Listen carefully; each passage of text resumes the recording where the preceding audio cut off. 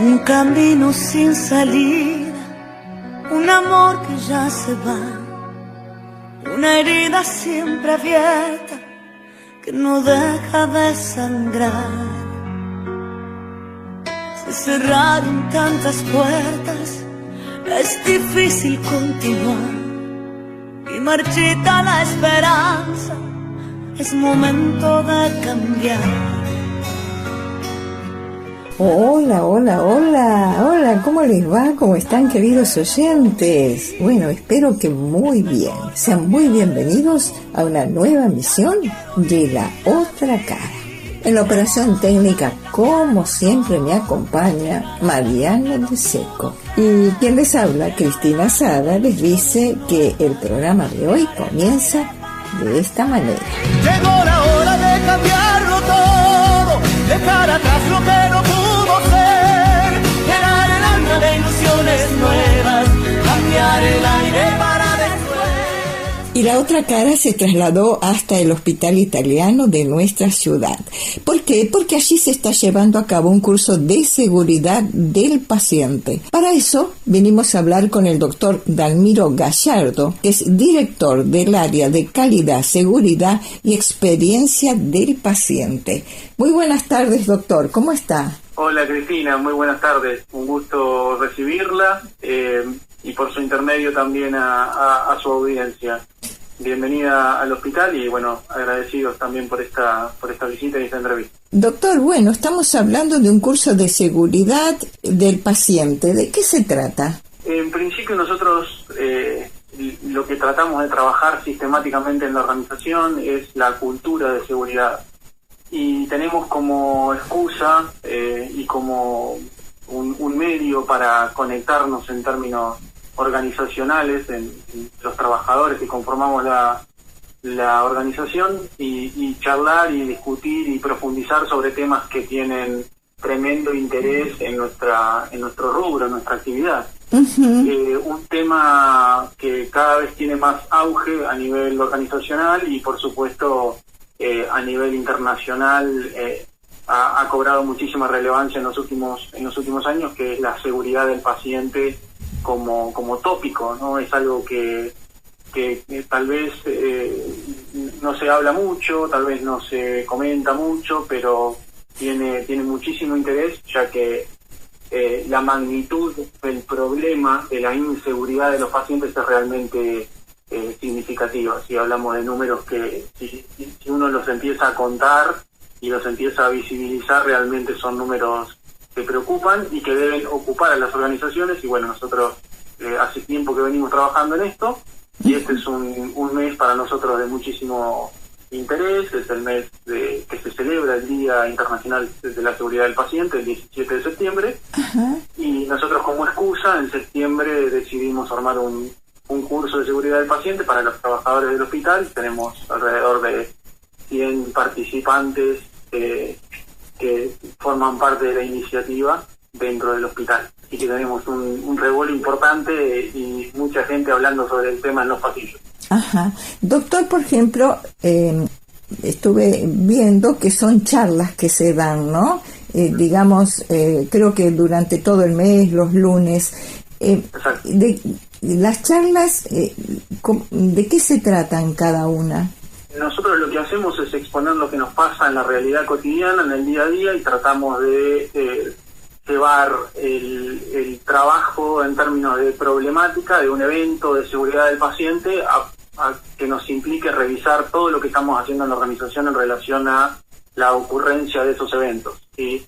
Y ponemos en acción un mecanismo de evaluarnos internamente de manera colectiva, con la visión que tiene cada uno de nosotros en la particularidad de la acción que hace, pero también en la cuestión sistémica de funcionamiento del hospital, tratando de entender de que cada uno de nosotros forma parte de un engranaje para que las cosas funcionen. Uh-huh. Pero ese funcionamiento que necesita el hospital tiene que ser un funcionamiento que mantenga las premisas de la seguridad y de la calidad por ante cualquier cosa. Entonces trabajamos en el diseño de procesos, de diseños de procesos que sean de calidad, es decir, tratamos de reducir los tiempos de espera, tratamos de evitar las cancelaciones, tratamos de evitar las reprogramaciones, pero también tenemos que hacer que ese proceso de atención sea seguro. Y para eso discutimos cada lunes de una temática específica en relación a la seguridad del paciente, como puede ser, por ejemplo, la identificación correcta del paciente, como puede ser la prevención de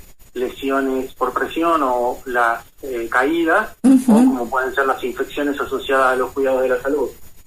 También, por mencionarle otro de los procesos que revisamos y trabajamos y discutimos, que llevamos adelante los lunes, es el proceso de medicación segura, que involucra probablemente una de las actividades que con más frecuencia suceden en los hospitales y que son las que generan daños y ocurrencia de eventos relacionados con la seguridad del paciente con mucha frecuencia, que tratamos justamente de trabajarlos para elevar nuestros estándares en relación a los cuidados que ofrecemos. Doctor, usted dice que lo han hecho ya antes y lo hacen en el mes de septiembre, ¿no? Por ejemplo, desde hace un año, que fue el último ahora, por ejemplo, ¿ustedes han visto algo que dice, uy, esto podríamos mejorarlo? Entonces, ¿ustedes van tomando nota para que en estas charlas se puedan dar a conocer cómo solucionarla? Sí, correcto. Nosotros todo el tiempo tenemos un sistema que permite a los pacientes, a los trabajadores, a los directivos, a cualquier persona que se acerque al hospital y que sea o que reciba un servicio, que sea familiar de un paciente y que haya percibido que alguna cosa no funciona, nos reporta y nos genera información que nosotros tomamos, analizamos y después, según la magnitud de ese evento y la frecuencia de ocurrencia de esos eventos, lo vamos trabajando año a año, a veces con iniciativas que son un poco menos numerosas y menos convocantes como los cursos, y otras veces por la magnitud que tiene la problemática o por el hecho de la dinámica que tiene el sector, tenemos que hacer estas instancias así tan masivas. Porque usted entenderá que, por ejemplo, la estructura de personas que forman parte de las organizaciones no es tan estática como parece.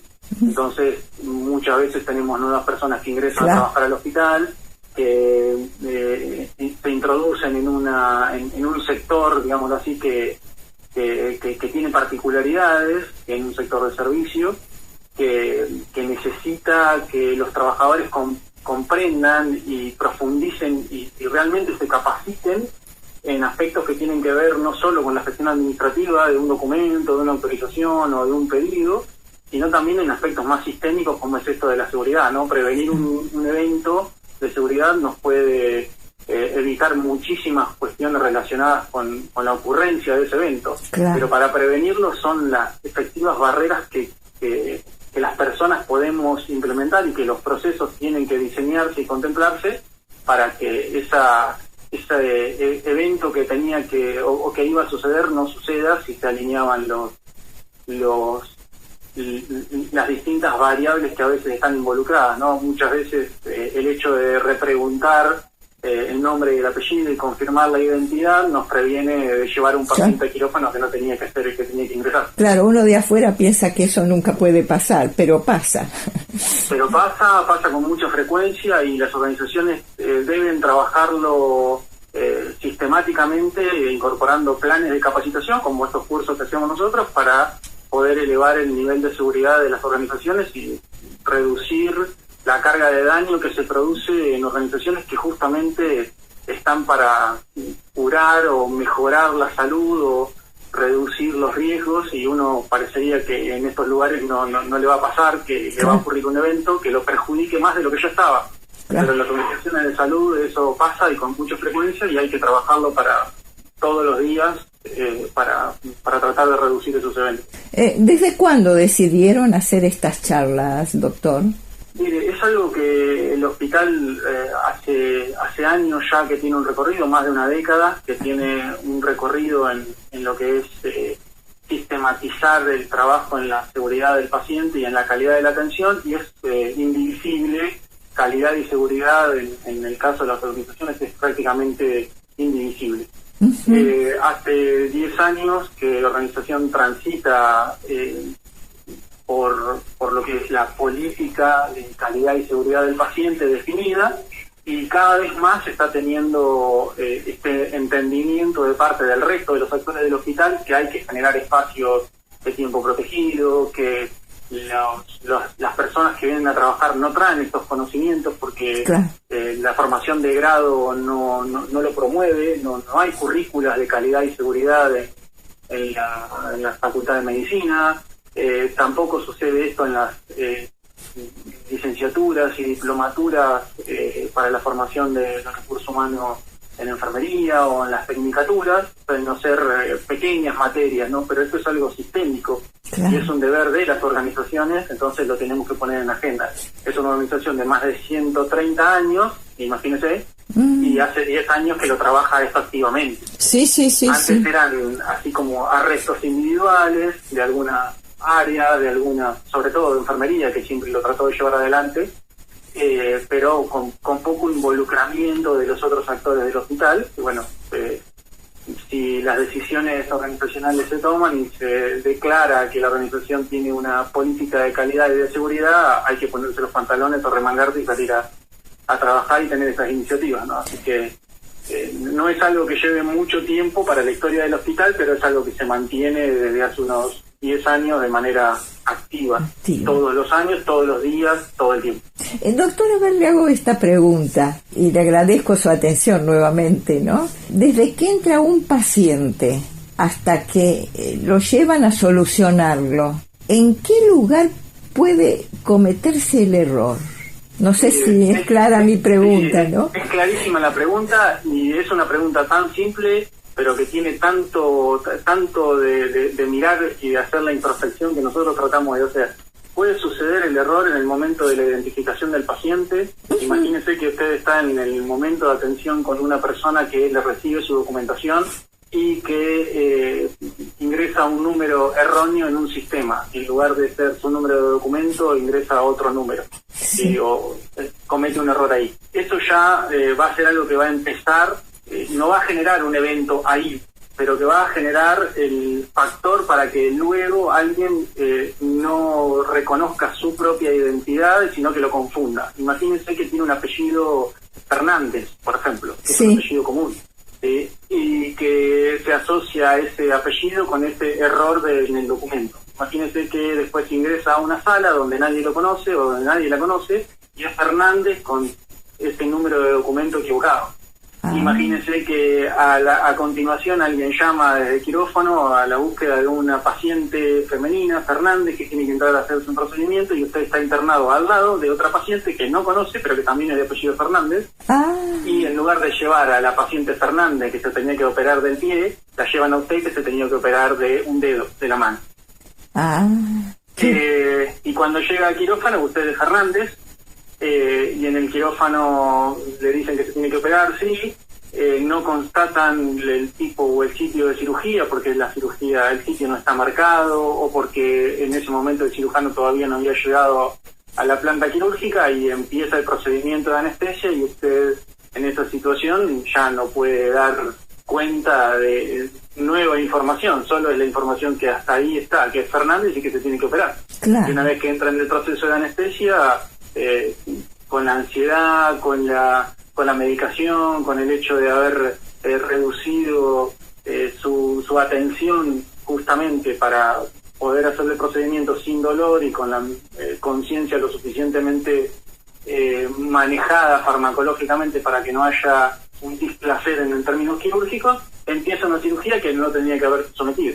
Y cuando sale de quirófano dice, bueno, yo no tenía que operarme el pie, me tenía que operar de la mano. Lo mismo puede pasar con el hecho de una infusión de medicamentos, lo mismo puede pasar con, supóngase, un estudio complementario invasivo que no había que hacerle, en fin. La posibilidad de que ocurran cosas a partir del proceso de identificación es enorme. Después hay muchas particularidades que sería muy interesante que pudiéramos extendernos mucho más en contarles, pero no sé, por ejemplo, la toma de muestra que puede necesitar usted para hacerse un diagnóstico. Si alguien se equivoca en el rotulado, esa muestra va a parar a otro lado y el informe se hace, pero nunca se asocia con su identidad. Entonces puede perder una oportunidad diagnóstica de una muestra que por ahí es irrepetible. O sea que, doctor, con estas charlas, estos cursos, realmente, ¿cuántas vidas se deben haber salvado, no? Es impresionante. Las cifras y la realidad es que cada vez que se estudia esto se identifican oportunidades de mejora de un nivel, pero abrumador. Estamos hablando de que más de 3 millones de personas fallecen en el mundo como consecuencia de eventos de seguridad del paciente. Qué barbaridad. Esos son eventos que terminan en muerte, pero después hay otros eventos, ese número a nivel mundial. Pero después hay otros eventos que no terminan en muerte, pero pueden terminar en discapacidades o pueden terminar en la pérdida de alguna funcionalidad orgánica por el hecho de ocurrir, simplemente, y no termina en muerte, digo, ¿no? Eso para hablar de la magnitud de la ocurrencia de estos eventos. Muchos son prevenibles, le diría que aproximadamente un 80% de los eventos de los que estamos hablando son prevenibles. Cada vez que se trabaja en estas cuestiones, y que se involucra a los pacientes, que se involucra a la familia, y que se involucra a las organizaciones, el número de eventos se puede reducir año a año en un 15 a 20%. O sea, hay posibilidades de trabajar para que estas situaciones realmente no generen no solo la carga de enfermedad, la carga de angustia y de desconfianza que después generan, porque imagínese por un segundo no ser paciente, sino ser familiar de un paciente en el que ocurre un evento de seguridad en una institución de salud. Después usted perdería completamente la confianza en esa organización y probablemente en la atención de salud. Porque el impacto es terrible. Y eso también genera pérdida de oportunidades para los países, para las organizaciones, para los estados, en relación a la continuidad de atención y de los cuidados. La gente empieza a descreer de los sistemas, porque justamente algo que debería cuidarla y mejorarla o resolverle un problema, le causó un problema muchas veces peor del que ya tenía. Es cierto. Dígame, y por ejemplo, ¿ha aparecido algo nuevo que ustedes dijeran, uy, yo esto no me lo imaginaba, como para buscar una solución? La verdad que todos los días aparecen cosas nuevas, todos los días nos encontramos con situaciones que no nos habían pasado antes, que justamente tiene esto, ¿no? De que es una actividad en donde se involucran a las personas, donde conviven en estas organizaciones de salud como el Hospital Italiano muchísimas generaciones, muchas generaciones de trabajadores, generaciones de personas de 20, 21 años que recién ingresan al mundo laboral, con personas de más de 60 años que ya hace muchísimo tiempo que trabajan en el sector, y cada una de ellas tiene un modo distinto de relacionarse, de comunicarse, de trabajar, pacientes que tienen problemas de salud cada vez más complejos, medicamentos que tienen cada vez más complejidad en el manejo de sus eventos adversos y mucha más complejidad en el manejo de lo que es la preparación, la administración, el cuidado en la infusión. Así que todos los días nos encontramos con cosas nuevas que nos obligan a pensar nuevas barreras de seguridad para que los eventos se detecten de manera temprana o que efectivamente no le lleguen al paciente nunca, porque los podemos prevenir en la ocurrencia. Doctor, cuando entra la realidad es que es... Perdón, no siga. Cuando entra una persona nueva, y ya no quiero entretenerlo más, porque sé que usted está muy ocupado y la verdad que está tan interesante esta charla. A usted, la persona entra y antes de empezar su trabajo, por ejemplo, una enfermera se la lleva, se la habla, se la pone al día de todo esto, porque a lo mejor no estuvo en las charlas, ¿no? Correcto. Nosotros hace tiempo que trabajamos en un proceso hospitalario de inducción. El personal de reciente ingreso o de reciente contratación que se vincula a la organización pasa por un proceso de inducción estructurado. No es una cuestión que dure poco tiempo, sino que al contrario lleva unos 3 meses de inducción general, más después se hace una inducción específica en donde se van transitando y recorriendo todo lo que tiene que ver con los procesos en los que la persona va a ingresar. Y además hay un bloque específico, transversal, de seguridad del paciente para esa inducción específica.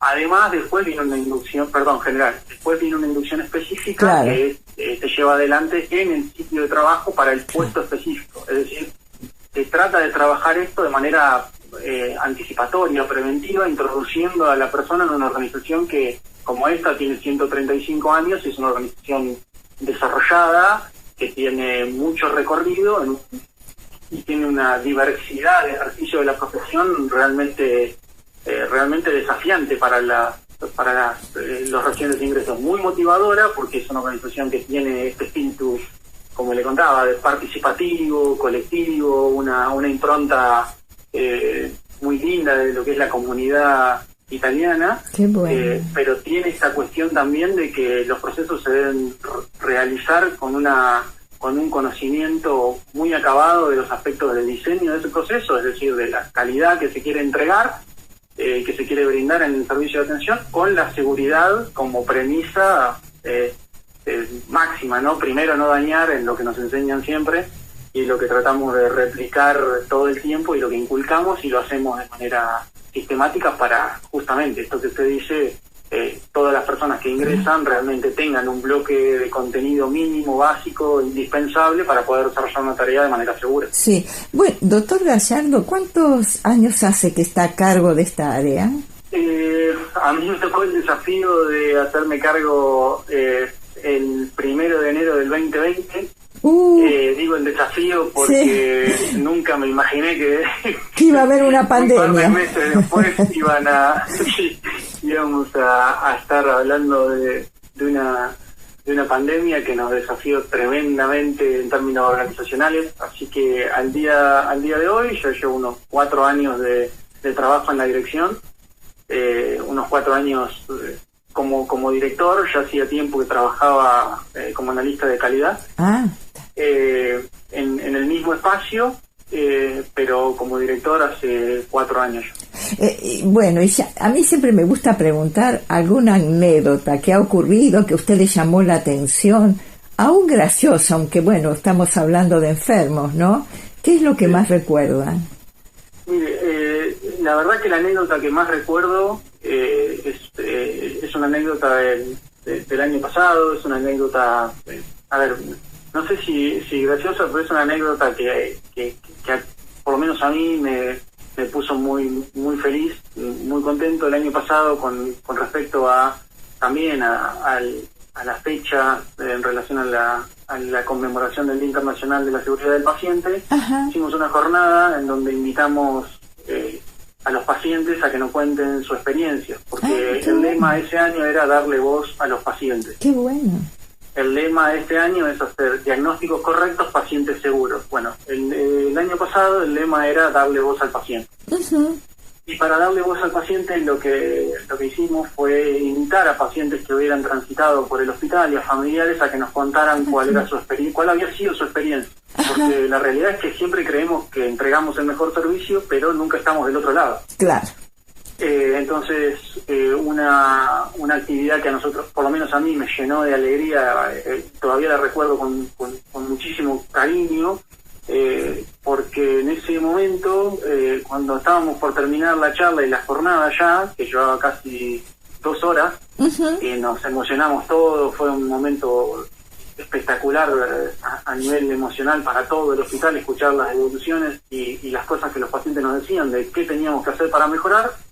Y estábamos terminando y apareció un paciente que creímos que no iba a llegar y bueno, nos contó que había hecho un recorrido de 300 kilómetros, que cuando se enteró de la iniciativa lo único que quería hacer era venir y agradecer, y nos terminamos quedando como 2 horas más escuchando su agradecimiento y escuchando su devolución para con el equipo de atención del hospital, que realmente nos cargó las pilas de una manera que hasta el día de hoy, te digo, es probablemente el momento más hermoso que hemos vivido, por lo menos yo en esta organización, de gratificación, de aliento y también de redoblar la apuesta, ¿no? De que uno va por el buen camino, pero tiene que seguir haciendo cosas. Y claro. Bueno, eso se lo puedo contar como algo que fue maravilloso. Qué y bueno. que a todos nos dejó marcados. Bueno, eso hace bien porque va abriendo los caminos, ¿no? A ver en dónde estamos parados, porque uno escucha lo de adentro, pero escuchar esa gratificación de los pacientes realmente endulza el alma, ¿verdad? Sí, y nosotros como equipo muchas veces no tenemos esa oportunidad de darnos esos momentos. Acá el trabajo siempre es muy intensivo, pero el equipo tiene un don humano y una capacidad de realmente empatizar que está mucho más allá de lo que se trabaja activamente para hacerlo. Digo, es propio de la impronta del hospital y de la gente que labura en el hospital, meterle ese plus, y realmente hay que sacarse el sombrero. Nosotros como directivos muchas veces lo que tenemos que hacer es tener la cabeza abierta para facilitarnos. Claro. Pero muchas veces más para escuchar toda esa voz que se genera en el día a día, en el cotidiano, y que nos va pidiendo que facilitemos en ese sentido, ¿no? Que abramos la cabeza para que el trabajo sea efectivamente un trabajo que se realiza en condiciones de atención humana, de cuidado humanizado, de un equipo recontra comprometido con esa condición, ¿no? De brindar un trato digno, respetuoso, ameno, y muchas veces no tenemos oportunidad de encontrarnos con estas emociones, sino que nos encontramos con otras, ¿no? Con tristeza, con ansiedad, sí.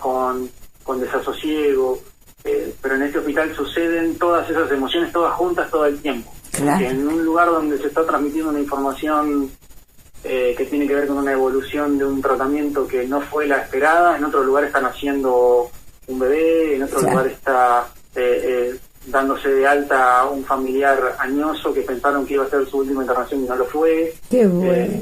Claro, tiene su compensación, ¿no? Nos nutrimos muchas veces de todo eso, y el equipo empuja para adelante para que eso suceda, y suceda de la manera más profesional que podemos pensar, entregar y construir de manera colectiva. Así que uno siempre dice, ¿no?, que parece que habla por uno, pero en realidad hay un montón de gente que tiene muchas ganas de laburar bien y hacerlo de una forma en la que genera una impronta, una marca, y muchas veces tenemos esa oportunidad de que nos lo digan, y otras veces lo escuchamos de manera así abierta y colectiva, y nos llena de la... Es cierto. Doctor Gallardo, yo le agradezco un montón. El micrófono está a disposición cuando quiera contarnos algo. Y bueno, felicitar su trabajo, a quienes trabajan también junto a usted, porque hace que el paciente entre y se sienta un poco más seguro, porque lo que ustedes ven a veces no es, como dice usted, el nacimiento de un bebé, es tristeza, digo yo, ¿no? Porque la gente va preocupada. Así que le agradezco el tiempo que me ha dispensado, y en cualquier momento volvemos a charlar porque es muy interesante. El micrófono está dispuesto para cuando quiera. Cristina, a disposición. Usted no tiene otra cosa que llamarme, contactarme, y estaremos ahí para responder dudas, consultas, preguntas, para contarles también de las actividades que venimos haciendo, que a nosotros nos sirven muchísimo, que personas como usted se interesen, se involucren y lo puedan llevar a la comunidad. Y sí, porque uno que yo vivo cerca y paso seguido, siempre veo paredes, pero no sabe lo que está pasando adentro, y uno piensa que todo está bien. Gracias, doctor, muy amable por su atención de dispensarnos, y seguiremos charlando. Es muy interesante, y también darlo a conocer a los vecinos. Muchas gracias. A usted. Adiós. Hasta cualquier momento. Seguimos compartiendo La Otra Cara, miércoles a las 16 y sábados desde las 23 horas, aquí, en Radio Rocha, AM 1570. Y este sábado 14 se celebra la Exaltación de la Cruz. La fiesta en honor de la Cruz se celebró por primera vez en el año 335, con ocasión de la dedicación de las dos basílicas constantinianas de Jerusalén, la de Martyrium o Ad Crucem, sobre el Gólgota, y la de la Anástasis, es decir, de la resurrección. La dedicación tuvo lugar el 13 de diciembre. Con el término de exaltación, que es la traducción del griego ipsopsis, la fiesta pasó también a Occidente, y a partir del siglo VII tenía la finalidad de conmemorar el hallazgo de la preciosa reliquia hecho por el emperador Heraclio en el año 628. De la cruz robada 14 años antes por el rey persa Cosroe Parvis durante la conquista de la ciudad santa, se perdieron todas las pistas en 1187, cuando le fue quitada al obispo de Belén que la había llevado a la batalla de Jatín. La celebración de hoy tiene un significado más que elevado que el legendario hallazgo por parte de la piadosa madre del emperador Constantino, Helena. La glorificación de Cristo pasa a través del suplicio de la cruz, y la antítesis sufrimiento-glorificación se hace fundamental en la historia de la redención.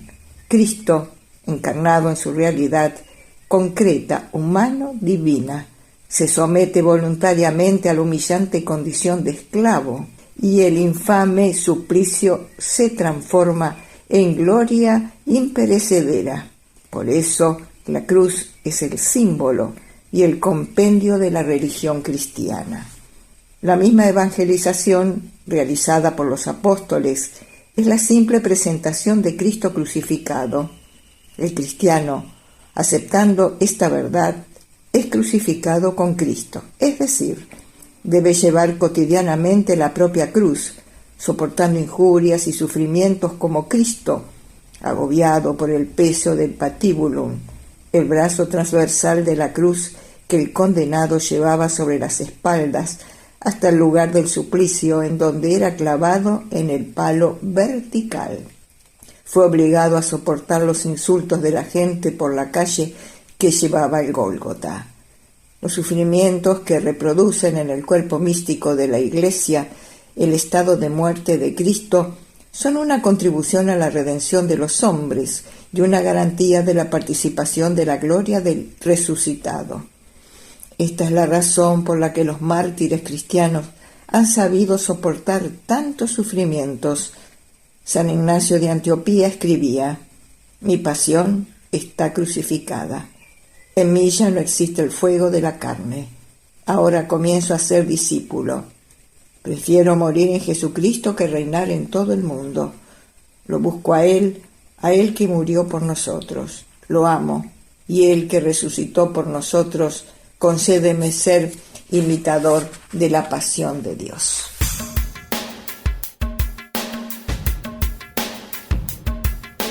Ahora, en la otra cara, las efemérides que ocurrieron en el país y en el mundo durante esta semana. Y hoy, día 11 de septiembre, se celebra el Día del Maestro en honor a Domingo Faustino Sarmiento. En el año 1810 se inaugura en Buenos Aires la Academia de Matemáticas, dirigida por el teniente coronel Felipe Centenaj.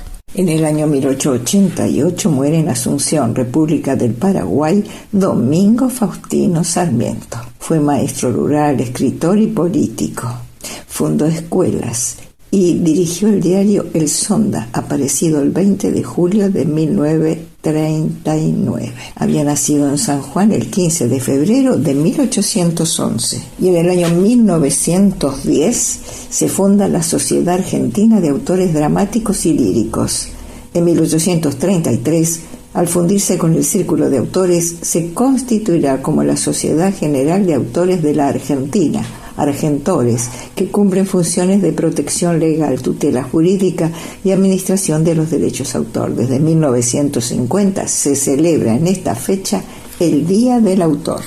En 1964 se crea la Universidad de Belgrano y en el año 2001 se produce el mayor atentado terrorista dentro de los Estados Unidos, cuando aviones de pasajeros que habían sido secuestrados se estrellaron contra las torres gemelas del World Trade Center de Nueva York y contra el Pentágono en Washington. Los muertos tras los atentados alcanzaron cerca de 3.000 personas. Y pasamos al día 12 de septiembre del año 1812, el general José de San Martín se casa con María de los Remedios de Escalada. Y en el año 1972 se crea la Universidad Nacional de Catamarca. Y pasamos al día 13.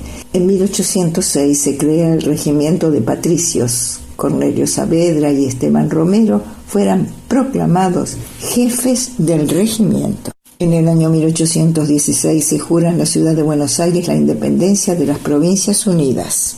Y en el año 1692, en la provincia de Salta, un terremoto de 7 grados en la escala de Richter hace desaparecer la ciudad de Nuestra Señora de Talavera de Esteco.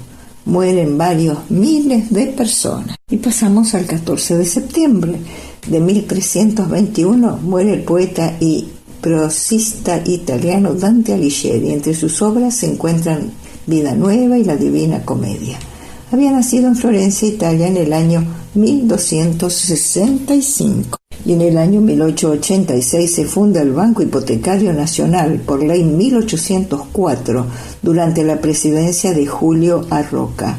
La institución abriría sus puertas en noviembre de ese mismo año. En el año 1959 la sonda soviética Luna 2 se estrella contra la Luna y se convierte en el primer objeto hecho por el hombre que la alcanza. Y así pasó la primer parte de las efemérides que ocurrieron en el país y en el mundo durante esta semana. Celebremos juntos la peregrinación juvenil a Pie a Luján número 50. El próximo 5 y 6 de octubre, más que nunca, busquemos fortalecer los lazos que nos unen con ternura, alegría y fraternidad, diciendo: Madre, bajo tu mirada, buscamos la unidad. Seguinos en @lapeleluján, @santuario de Luján. Luján 50 años. Peregrinación juvenil a Pie a Luján número 50. ¡Viva la Virgen! Y con motivo de los 75 años de la parroquia Nuestra Señora de la Victoria, Santuario de Rosa Mística, se llevó a cabo una charla sobre primeros auxilios en el Parque San Martín. Mucho público se acercó a los puestos para escuchar sobre RCP, heridas, quebraduras y atragantamientos. Nosotros estuvimos ahí y charlamos con los especialistas. Bueno, y seguimos recorriendo esta charla de primeros auxilios y estamos con Lucas, donde la gente realmente se está interesando mucho, es en el RCP. ¿Cómo estás, Lucas? Buenas tardes. Bien, buenas tardes, muy bien, ¿y vos? Muy bien. Bueno, contanos un poquito para comentarle a la gente a través del programa cómo debe actuar. Bien, el RCP es de lo más importante porque es muy necesario saberlo, igual que lo que es la cuestión de vías aéreas, que también están diciendo por aquel lado. Es muy necesario poder saberlo porque son cosas que pasan, cosas que a mucha gente le ha pasado tener que hacerlo, y el desconocimiento en estos casos mata. Es muy necesario saber cómo proceder, ¿sí? El miedo al actuar siempre debe estar, pero saberlo cambia, porque vos al saber cómo tenés que proceder termina haciendo que tu miedo no te tape tanto. El RCP es una maniobra no es complicada. Lo que tienes que es dar el primer paso. Yo te enseño en este caso lo que sería en el urbano, en la calle, en todo eso, que lo más complicado es acercarse a la persona. Un ejemplo, en pleno centro hay gente que se va a rodear a la persona, lo van a grabar, levantar las piernas, dar un caramelo en la boca. Son cosas que, como ellos desconocen, puede ser muy perjudicial para la persona. Lo más complicado es pasar ante toda esa gente y decirle: yo sé hacer RCP, yo me encargo, y revisar, ¿sí? Lo que tiene el RCP es que, a diferencia de otras maniobras, hay que saber cuándo hay que hacerlo. Nosotros tenemos que verificar que la persona necesite el RCP. ¿Y cómo te das cuenta? La persona reacciona a estímulos, ¿sí? Nosotros, cuando tenemos RCP, vamos a verificar dos cosas. Si escucha, ¿sí? Y el dolor, que eso es conciencia. Son dos partes, conciencia y respiración. Si la persona está consciente, nosotros vamos a provocar en la parte de las clavículas, acá en la parte del cuello, los huesos duros de acá, vamos a hacer un poquito de presión, ¿sí? Cualquier persona que se toque eso ahora va a sentir dolor, porque duele, son huesos muy débiles, están muy sobre la piel. Ajá. Y respiración. Vamos a levantar la cabeza de la persona, ya mañana frente al mentón, una mano en la frente, otra en el mentón, así que la vía, el cuello para arriba, las vías aéreas más limpias, más libres, y la mano en la panza. Si la panza se levanta, la persona va a estar respirando. En caso de que la persona no reaccione al dolor, no reaccione cuando le hablamos y no respire, ahí hacemos RCP. Ah, perfecto. Y ahí ya decimos bien, esta persona no está respirando, no está consciente, tenemos que hacer el RCP. Igual algo que siempre se dice, y esto hay que saberlo siempre, antes de hacer cosas se llama el 107, que es el sistema SAME, ser lo más claros posibles en dónde está la persona, que no respira, que no está consciente, y que vamos a empezar mañana el RCP. Porque el sistema de alerta del 107 responde a emergencia. Claro. Si nosotros aclaramos que es una emergencia, posiblemente vengan mucho más rápido de que si no aclaramos una emergencia. Claro, o sea que la persona que va a hacer el RCP designa a otra para que llame mientras la persona hace el RCP. Podemos o designar, decir, vos llamá al 107, siempre es así, no 106, sino 107. Claro. Aclarar que sea bien numérico para que nadie se confunda. O nosotros mismos con nuestro celular llamamos, lo dejamos al lado de la persona y vamos hablando. Es más arreglarse que otra cosa. Estás solo, bueno, llamás vos, te lo dejás al lado y empezás a hacer las maniobras para ver si está consciente o si respira. Estás acompañado, le decís, vos llamá, decí lo que te digo yo o acercame tu celular que te voy contando. Está bien. Bueno, tenemos la persona en el piso, ¿cómo es la posición de manos y el lugar? Nosotros vamos a arrodillar a un costado de la persona, ¿sí? Tengo que tiene brazos, así que tampoco vamos a aplastarle la rodilla, ¿no? El codo. Vamos a poner un costado de esa persona. Vamos a poner la mano más hábil va a ir abajo, o la que más cómoda sea, y la mano de arriba va a ir entrelazando los dedos, ¿sí? La mano de arriba se va a encargar de levantar lo que es los dedos de la mano de abajo. Para que la palma de la mano, que es justo en la parte de la muñeca, se haga acá la presión. Ah, ¿sí? Es esa parte de la mano. Es únicamente la parte de la palma. ¿Por qué? Por hacer todo, comprimimos más de lo que tenemos que comprimir, capaz es menos cómodo. Mayormente comprimimos únicamente lo que es la palma de la mano, que es la que hace más fuerza. Porque nuestra posición es bien arriba de la persona. O sea, nuestros hombros, codos y manos alineados con el pecho de la persona. Así que vamos a ejercer mucha fuerza sobre la persona. Si nosotros no nos ponemos bien, o no ejercemos tanta fuerza, o lo hacemos mal, ¿qué sería? Mano abajo, mano arriba, la mano arriba levanta la mano para que el codo presione y todo el cuerpo alineado, para que la fuerza sea pareja y sea efectiva. Porque el RCP es de probabilidades. El RCP no es como si yo lo hago RCP durante 10 minutos, la persona va a responder. En adulto es muy complicado que la persona responda, porque es una persona mayor. Vamos a necesitar un desfibrilador automático o que venga el servicio de emergencias y le den un shock eléctrico. Nosotros al hacer RCP vamos a aumentar las probabilidades de la persona que viva. Ahora, yo te hago esta pregunta. Yo voy haciendo eso y veo que la persona reacciona. Todavía no llegó el servicio de emergencia. Sí. ¿Igual hay que seguir? No. Una vez la persona reacciona en esos casos mágicos de la vida, ¿qué puede pasar? ¿Qué puede pasar? Nosotros nos vamos a alejar. Lo vamos a agarrar y lo vamos a poner de costado. Vamos a dejarlo bien de costado en caso de que quiera vomitar. El RCP rompe costillas. Puede ser de que quiera vomitar sangre, puede ser de que no. No para no sea que vomite sangre, pero de costado, ¿sí? Y que la persona pueda respirar bien, o sentado un poco, buscar la dignidad de la persona y dejarlo sentado. O sea, no se va hasta que llegue el servicio de emergencia, claro, ¿sí? Claro. En estos casos, sí o sí, o sea, hubo un ataque cardíaco, hubo un paro. O sea, el corazón se detuvo en su totalidad. Necesitamos que por más que reaccione, que vaya al hospital y que lo revisen. Sí, eso siempre se va a hacer igual. Por más que reaccione o que no, tiene que ir al hospital.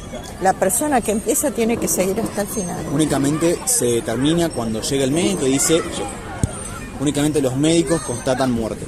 Nosotros como personas no constatamos ningún tipo de muerte, claro, nada por el estilo. Nosotros hacemos el RCP, podemos dirigir a la persona, decir, vos vení a ayudarme, vos hacés esto, si querés descansar porque es muy agotador el RCP. Eso te iba a decir, si en un momento hay otra persona que sabe si venir reemplazarme, también se y puede. Por más que no sepa, le decís, poné las piernas como tengo yo, la espalda como tengo yo, empezá. Cuando empieza el RCP a esa persona, vos te levantás y vos lo vas arreglando. Le acomodás la espalda para que esté más curva, le acomodás los brazos. Son distintas maneras que nosotros tenemos que arreglárnosla para que la persona pueda tener su RCP. Claro. Si sabe, bárbaro, mejor, porque no tenemos que decir nada. Si no sabe, nuestro trabajo va a ser hacer el RCP, coordinar y arreglar a la persona que no sabe para que lo haga bien. Vos sabés que ahora es como decir, entre comillas, ¿no? Se ha puesto de moda y está bueno que salga a la calle. Esto porque, ¿cuánto hace que se empezó a salir a la calle el RCP? El RCP, la reanimación cardiopulmonar, siempre se ha usado. Se ha intentado meterlo en escuelas, que creo que es algo muy necesario, que es algo que se tiene que saber. Porque nunca sabe qué puede pasar. Mucha gente la cuida la abuela, por ejemplo, y puede pasar que pase este tipo de accidentes. Y es necesario saber cómo reaccionar. Mucho más en lo que son los menores, los nenes, que capaz de estar más en la calle y pasa. El RCP puede pasar también por un accidente de auto. Te chocaste y te golpeaste el pecho contra el volante y hubo un paro. Hay muchas maneras que se provoca un paro. En muchos lugares, muchos horarios, muchos días. Hay una infinidad de posibilidades para que ocurra un paro. todos deberían saber cómo reaccionar. Porque el que no sabe cómo reaccionar o no se anima a hacerlo, reacciona mal. Únicamente se reacciona cuando hay una persona que dice, yo te explico. Yo estoy dispuesto. Estoy dispuesto a hacer esto, y el que también esté dispuesto conmigo, te explico para que lo hagas bien. Claro. Ese es el procedimiento. Si no sabes te enseño, sabes mejor, arreglemos a esta persona, vamos a curar. Vos ves que ha cambiado con los años, mucha gente ahora sabe, ¿no? Se ha interesado, ¿no? Se ha divulgado por los medios. No sé las mejores maneras, no sé si de qué maneras, la verdad no tengo experiencia con eso, pero lo que decía yo cuando estaba dando el curso recién, mucha gente capaz lo cachetea o piensa que por conocimientos más antiguos se te hace de esta manera. Lo decía recién, pon una pastilla en la boca. El RCP capaz es una persona inconsciente, pero que está respirando, claro, capaz está desmayado. Y hay mucha gente que agarra y le sopla en la boca, ¿no? También eso no se hace. No, eso es la respiración boca a boca, ya no se hace. No está recomendado hacerlo, ¿por qué? Porque la boca es un lugar con muchísimas bacterias. Nosotros, el RCP es con nuestra seguridad. ¿Por qué? Porque, ejemplo, está en medio de la calle. Nosotros cruzamos la calle y nos pasa por arriba un auto, no hay una víctima, hay dos. Claro. Entonces, ¿qué hacemos? El RCP, la persona que tiene un choque. Primero va la seguridad de que va a hacer el RCP y de los que están alrededor. ¿Sí? Doy un ejemplo, un incendio, vamos a protegernos nosotros primero. Porque nosotros sabemos y tenemos que salvar a otra persona, va nuestra seguridad primero. El boca a boca ya no lo realizamos, ¿por qué? Porque capaz de tiene una enfermedad que nosotros no sabemos, una infección y corremos riesgo nosotros. Claro. Sin contar que si no la sabes hacer bien, puedes provocar pérdida de aire de los pulmones. Nosotros le enviamos aire de los pulmones a esa persona, capaz se abre un poco la boca y sale aire, vaciamos el aire con esa persona y terminamos haciendo mucho peor lo que queremos hacer. Por eso ya no es recomendado. Ya obviamente es RCP y se queda en RCP. Sí. Y por ejemplo, yo me parece que sí, que necesita RCP. Resulta que empiezo y no necesitaba, no hay problema. Nosotros lo que tenemos que saber, primero que nada, es cómo verificar. Claro. Nosotros, como dije ya, nosotros comprimimos el pecho de la persona. Pero la gente por ahí piensa, y tal vez lo necesite, viste, sin hacer lo que vos dijiste del comienzo. ¿Qué pasa si lo hago y no era necesario? Y posiblemente vos propio te causes un paro. Entonces, así, nosotros tenemos que saber cómo es el RCP y cómo corroboramos que se necesite. Porque en caso de que decimos, bueno, mirá, está inconsciente en el piso, vamos a hacer RCP. ¿Qué persona está desmayada? Nosotros estamos comprimiendo el corazón. Estamos capaz en contra de su ritmo. O sea, el corazón es muy complejo. Provocamos un paro nosotros. Aparte de eso, rompe costillas. Claro. Capaz la persona, vos comprimís, rompiste una costilla y grita de dolor. Claro, no era necesario. No era necesario. Por eso el paso principal, siempre que alguien diga hay que hacer RCP, es verificar. Verificar si está consciente y verificar si está respirando. En caso de que una de esas dos cosas esté, el RCP no se hace. Perfecto. O sea, si la persona está inconsciente y respira, no es RCP. Si la persona está consciente y no respira, no es RCP. Una vez que la persona está inconsciente y no respira, procedemos al RCP. Mientras tanto, jamás. Ahí está el detalle. Bueno, muy lindo y muy interesante. Gracias. Muchísimas gracias. No, por favor. Seguimos compartiendo. La otra cara. Miércoles a las 16 y sábados desde las 23 horas. Aquí, en Radio Rocha. AM 1570. Y el domingo 15 se celebra Nuestra Señora de los Dolores.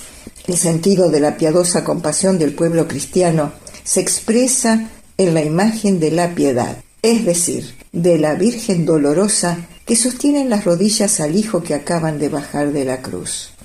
En el momento que recapitula el indecible dolor de la pasión humana y espiritual única, la conclusión del sacrificio de Cristo, cuya muerte sobre la cruz es el punto culminante de la redención.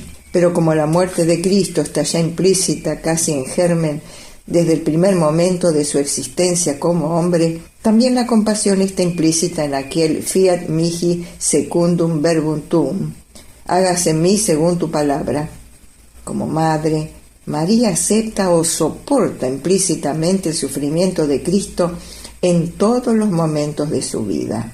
He aquí por qué la imagen de la piedad, característica del arte gótico tardío y del Renacimiento, la más conocida es la Piedad de Miguel Ángel, expresa solo un momento de este dolor de la Virgen Madre. La devoción, anterior a la celebración litúrgica, ha establecido 7 dolores de la corredentora y que corresponden a los 7 episodios que narran los evangelios: la profecía de Simeón, la huida a Egipto, la pérdida de Jesús en Jerusalén cuando tenía 12 años y había sido en peregrinación a la ciudad santa. El viaje de Jesús hacia el Gólgota, la crucifixión, la deposición de la cruz, la sepultura. Pero como el objeto del martirio de María es el martirio del Redentor, desde el siglo XV se tuvieron las primeras celebraciones litúrgicas sobre la compasión de María al pie de la cruz, colocados en el tiempo de la Pasión o después de las festividades pascuales. En 1867, la Orden de los Servitas, totalmente dedicado a la devoción a la Virgen, son los 7 santos fundadores del siglo XIII, habían instituido la Compañía de María Dolorosa. Obtuvo la aprobación de la celebración litúrgica de los 7 dolores de la Virgen, que durante el pontificado de Pío VII fue incluida en el calendario romano y fijada para el tercer domingo de septiembre. Pío X estableció la fecha definitiva el 15 de septiembre, reducido en el nuevo calendario a simple memoria y no ya con el título de 7 dolores de María, sino menos específica y más oportunamente, Nuestra Señora de los Dolores. Con este título honramos sobre todo el dolor de María, aceptado en la redención crucificado, que se convierte en la madre del cuerpo místico nacido de la cruz. Es decir, nosotros hemos nacido como cristianos del mutuo amor sacrificial y sufriente de Jesús y de María. Por eso, hoy se nos ofrece la devota y afectuosa meditación sobre la Dolorosa.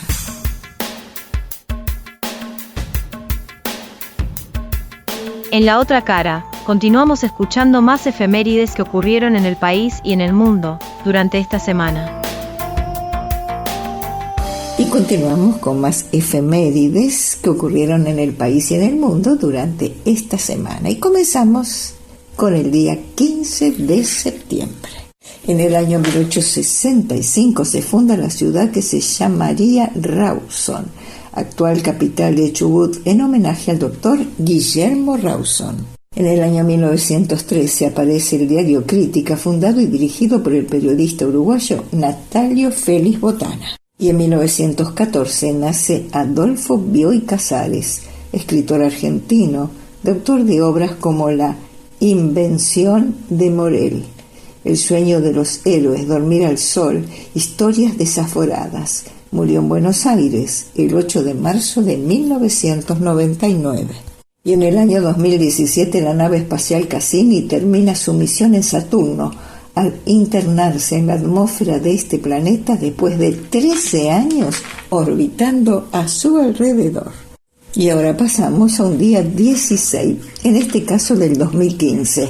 Ocurrió en Chile un terremoto de una magnitud 8.4 en escala sismológica de magnitud de momento, seguido de varias réplicas y un tsunami que dejan 16 fallecidos y numerosos daños materiales.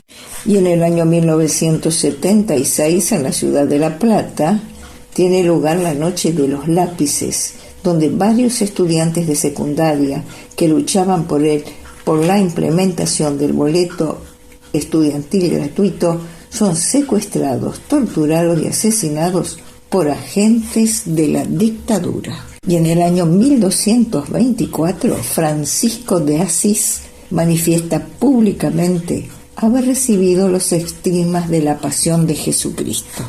Y ahora pasamos a un 17 de septiembre del año 1808. Nace en Buenos Aires el pianista y compositor Juan Pedro Esnaola. Y en el año 1835 nace en Buenos Aires el abogado y político José María Moreno. Fue vicerrector de la Universidad de Buenos Aires y gobernador de Buenos Aires.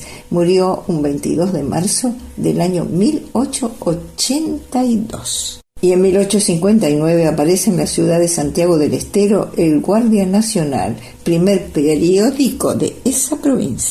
En el año 1982 se funda la Federación Argentina de Psicopedagogos. En el acta de fundación se establece el 17 de septiembre como el Día Nacional del Psicopedagogo. y en el año 1991 se publica en Internet, disponible para todo el mundo, la primera versión del kernel Linux. Y así finalizan las efemérides que ocurrieron en este país y en el mundo. Llegó la hora de cambiarlo todo, dejar atrás lo que no pudo ser. Y así finaliza un nuevo programa de La Otra Cara.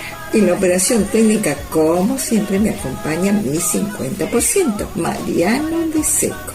Y quien les habla, Cristina Sada, les dice que los espera en una nueva emisión el próximo miércoles a partir de las 16 y el día sábado a partir de las 23 por radio AM Rocha. Hasta ese entonces y muchas gracias. Para después.